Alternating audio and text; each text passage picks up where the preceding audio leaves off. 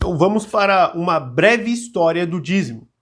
Bom, Melquisedeque, ele foi mestre de Abraão, já voltando em Gênesis, né? E Abraão, né, ele aprendeu com Melquisedeque o sacerdócio para com Deus e as doutrinas da fé semítica. Então o que aconteceu? Abraão, ele dava o dízimo para o sumo sacerdote Melquisedeque, rei de Salém. E rei de Salém, o Salém é Jerusalém, virou Jerusalém, né? Então é muito importante a gente entender isso. Melquisedeque, ele era mediador para com Deus Pai. Por isso que ele ensinou a Abraão, o pai da fé, né, no sacerdócio. Então veja que temos aqui Gênesis 14, 18 ao 20. E Melquisedeque, rei de Salém, trouxe o pão e vinho, né? E era este sacerdote do Deus Altíssimo, e abençoou-o, e disse: Bendito seja Abrão pelo Deus Altíssimo, o possuidor dos céus e da terra. E bendito seja o Deus Altíssimo, que entregou os teus inimigos nas tuas mãos. E Abrão deu-lhe o dízimo de tudo. Gênesis 14, 18 ao 20. Se formos procurar, historicamente falando, quem era o Melquisedeque, né, o Abraão e tudo mais, vamos nos deparar com um historiador muito famoso, que escreveu o livro A História dos Hebreus, né, Flávio Joséfo, né, um historiador judeu. Né? E aqui no capítulo 10, no verso 27, ele diz sobre o sacerdócio. Olha que interessante. Onde o rei de Salém, que agora é Jerusalém, o recebeu com grandes demonstrações de estima e de amizade. Melquisedeque era Sem, filho de Noé. Tá? Esse príncipe chamava-se Melquisedeque, isto é, rei justo.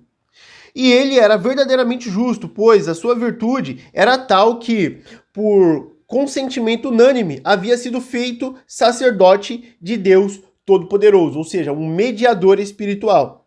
Ele se contentou em receber apenas a Abraão, mas também a todos os seus. Deu-lhes, no meio dos banquetes que realizou, os louvores devidos à sua coragem e virtude, e prestou a Deus públicas ações de graças por tão gloriosa vitória. Abraão, por sua vez, ofereceu a Melquisedeque a 10ª parte dos despojos que tomara dos inimigos, e este aceitou.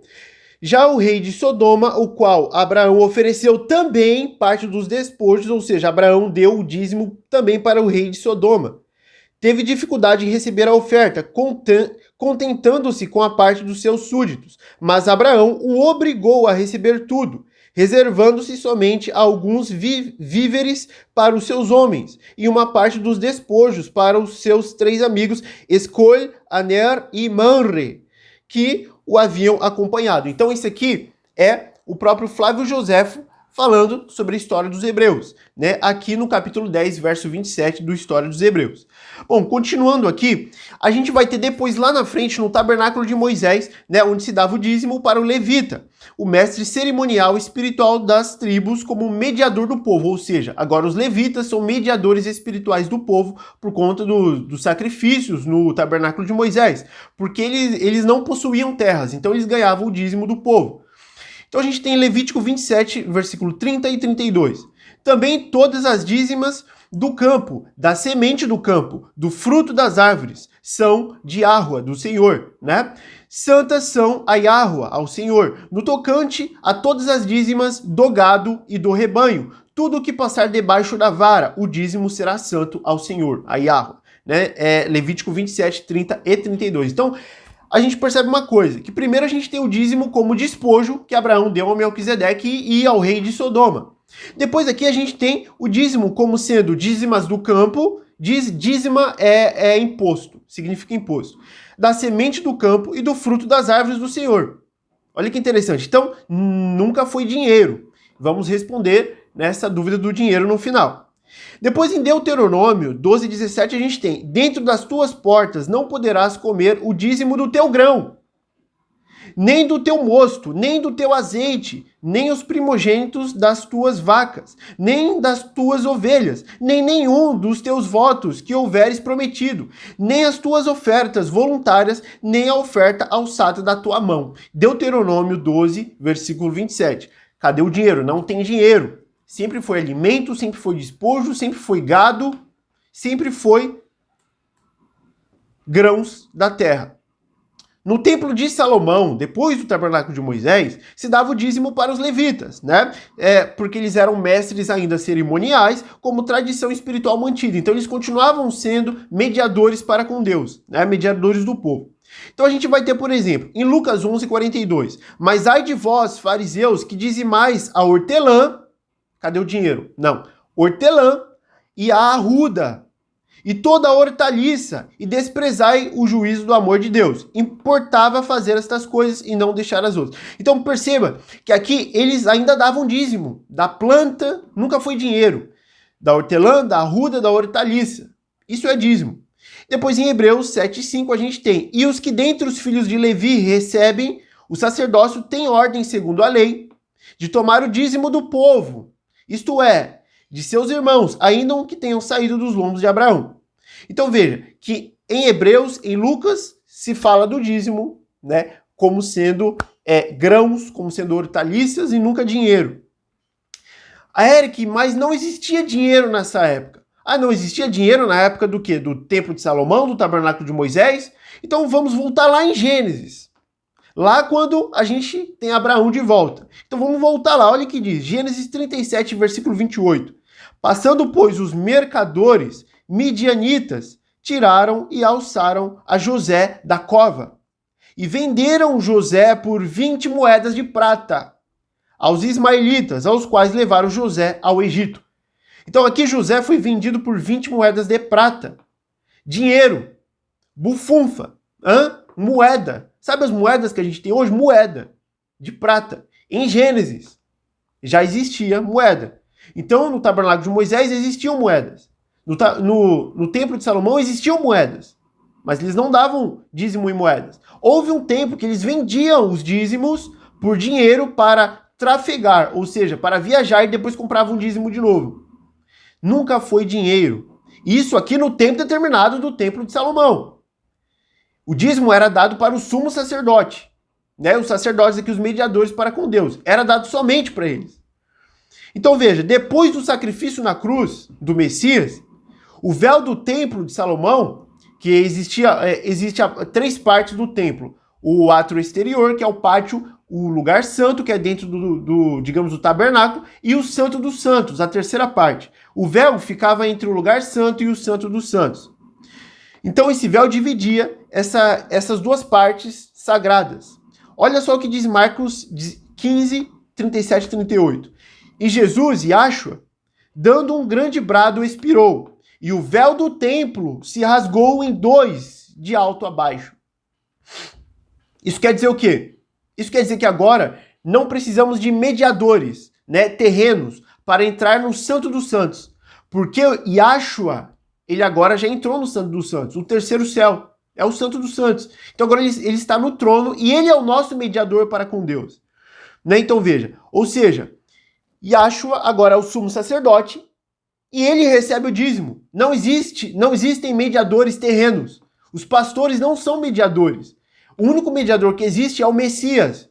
É ele que recebe o dízimo. Qual é o dízimo? O dízimo espiritual. Seguindo o quê? A religião. Qual é a definição de religião? E a gente vai falar aqui. Então veja, os pastores dos templos cristãos, eles não são mediadores. Eles não são nada além de uma autoridade espiritual que nós também somos. Todo mundo deveria ser um pastor, porque pastor é aquele que prega, é aquele que pastoreia. E se falamos espiritualmente, então falamos daquele que faz o ídio, porque pastor de verdade é só um, é o Messias. O único pastor das ovelhas que são a igreja. Então veja, se falamos de pregadores, falamos da igreja. Então, o único pastor que existe é o Messias. Vamos falar agora disso, olha só. Marcos 16:15. E disse-lhes, ide por todo o mundo, pregai o evangelho a toda criatura. Mateus 10:6. Mas ide antes as ovelhas perdidas da casa de Israel. Nós precisamos pregar o evangelho para as ovelhas perdidas. E nós éramos ovelhas perdidas. O evangelho chegou até nós. E agora a gente faz o ide de novo. A gente prega o evangelho para capturar mais ovelhas perdidas. E assim se forma a igreja, não é assim? Mateus 24:14. E este evangelho do reino será pregado em todo o mundo, em testemunho a todas as nações, e então virá o fim. Então quer dizer o quê? Que o evangelho, ele é a vara da pesca, o anzol, para pescar homens. Lembra disso? Vinde pós mim e farei pescador de homens. Lembra disso? O pescador de homens é pregar o evangelho. Nós somos os peixes de Jacó, da bênção de Jacó.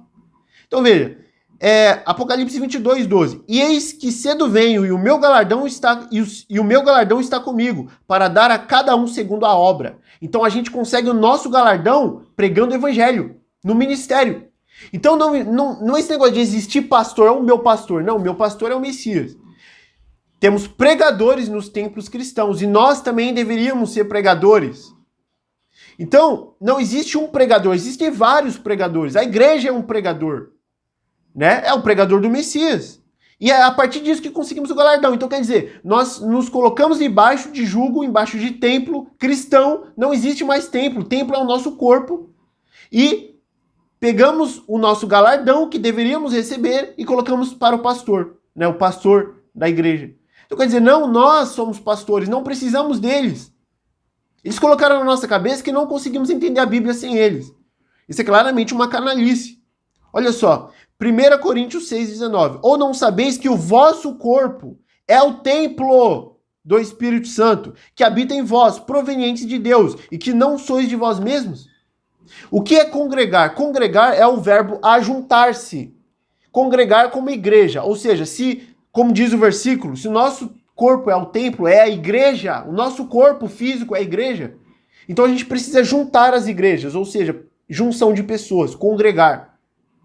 Você se junta com pessoas e congrega doutrinas bíblicas, você congrega a Bíblia. E não tem como fazer isso no templo do pastor, porque lá você precisa congregar as doutrinas dele, do sistema religioso. Você não vai conseguir congregar a Bíblia ali, não vai.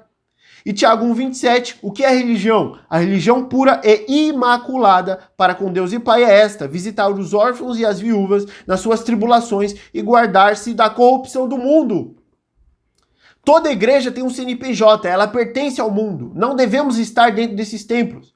A maioria desses pastores, eles não são pastores, crentes no Messias, eles são cristãos. Significa que eles são de uma religião chamada cristianismo, que faz parte de um sistema religioso, que é controlado por uma autoridade do mundo. Então nós não estamos nos guardando da corrupção do mundo, não estamos no mundo, na corrupção do mundo. Então veja, igreja tem CNPJ, pertence ao sistema. Então eles vão criar doutrinas baseadas em ordenanças do Antigo Testamento para te manter nesse templo e evitar com que você consiga o seu galardão. Então é isso que está acontecendo. Então a gente precisa sair. Eric, como é que eu vou estudar a Bíblia sem o pastor? Como é que eu vou pregar o evangelho se eu não sou pastor, não fiz teologia, não fiz faculdade? Quem disse que precisa de porcaria de faculdade? Precisamos da Bíblia. Leia a Bíblia de cabo a rabo, de Gênesis a Apocalipse. Você vai entender porque o Espírito Santo vai te guiar. Você vai entender como pregar o evangelho, qual é o evangelho verdadeiro. E aí você vai fazer. Então, mas eu não vou conseguir porque eu tô com medo de esfriar na fé. Você não vai esfriar, você tem a Bíblia, tem o Espírito Santo. Então, mas eu não vou conseguir porque eu não sei fazer isso, não sabe? Então, tem quem sabe para te ajudar. Eu sei e eu escrevi um livro para isso. Como estudar a Bíblia no fim dos tempos, sem precisar de pastor. Esse livro aqui tá te dando tudo de mão beijada para você fazer. O seu próprio ministério. O ministério do pastor. Não, você é um pastor. Faça o seu ministério. Mediante a Bíblia e não mediante a sistemas religiosos, a sistema do cristianismo com doutrinas pré-fixadas que não são bíblicas. Não existe templo de pedra mais, o templo é o nosso corpo, né? Entre outras doutrinas enganosas. Então você precisa fazer isso, porque senão você não receberá o seu galardão no reino dos céus. Ajuntai tesouros no reino dos céus, né? Então veja só, o único mediador para com Deus e Pai, o único mediador é o Messias. Que é uma prova? 1 Timóteo 2,5. Porque há um só Deus, Yahweh Tsevaot, Deus Pai, e um só mediador entre Deus Pai e os homens. Jesus Cristo homem. Yahshua HaMashiach. O Messias é o único mediador. Pastor não é mediador. Não existe esse negócio de pastor, isso é um negócio de sistema religioso. Vocês adentraram o sistema religioso, cresceram nele e acham que isso é certo. Não é. A Bíblia diz que não é. Então eu espero que fique esse estudo aqui pra você. Tá? Já tá 15 minutos aqui. Nem sei como é que eu vou postar isso aqui, mas que fique esse vídeo aí, que te toque. Saia dos templos, saia das igrejas. Comece o seu ministério. Sai desse engano religioso hoje mesmo. E que acho abençoe vocês, tá bom, meus queridos? Abraço para todos vocês.